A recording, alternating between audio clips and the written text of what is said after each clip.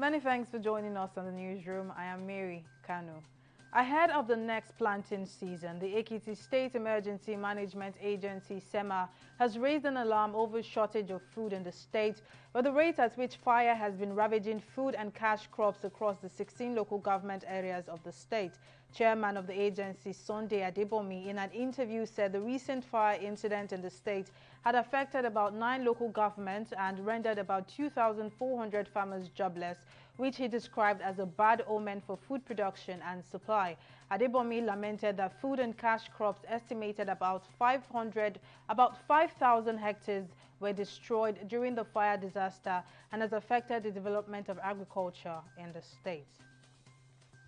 The leadership of the Ondo State House of Assembly says the Economic and Financial Crimes Commission, EFCC, has not invited the Speaker of the Ondo State House of Assembly, Bamidele Oleyalogun, as reported in the media.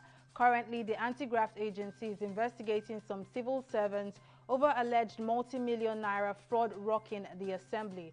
Addressing reporters in Akure, the chairman, House Committee on Information, Benga Omale, said there is no iota of truth in the news that the Speaker has been invited by the EFCC, but admitted that some staff of the Assembly are currently being quizzed at the EFCC office.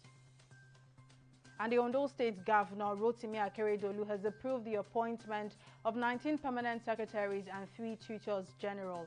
All the newly appointed permanent secretaries and tutors general will be sworn in by the governor on Wednesday, March 10th.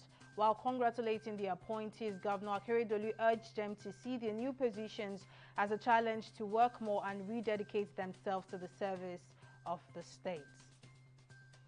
And the presidency has assured all citizens that the vaccine administered to President Muhammadu Buhari and his vice Yemi Osinbajo has had no side effects on them. In a short communique put out to dispel fears and misconceptions about the safety of the vaccine administered, the senior special assistant to the president, Garba Shehu, said all has remained normal after the jabs.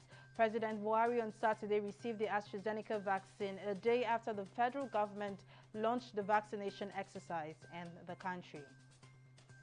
And now in business, the Central Bank of Nigeria has explained that its new Naira for dollar scheme seeks to make remittance through formal bank channels cheaper and more convenient for Nigerians in the diaspora.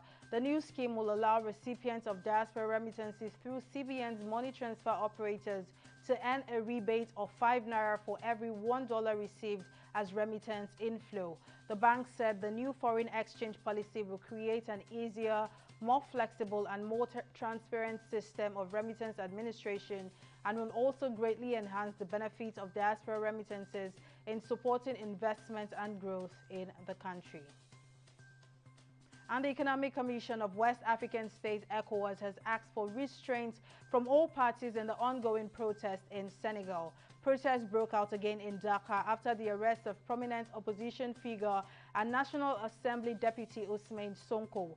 The ECOWAS Commission in a communique says it is closely following the situation unfolding in Senegal and condemned the violence that occurred in several towns in the country, which led to deaths, injuries and destruction of properties. It also called on the authorities to take the necessary measures to ease tensions and guarantee the freedom to demonstrate peacefully in conformity with the laws in force.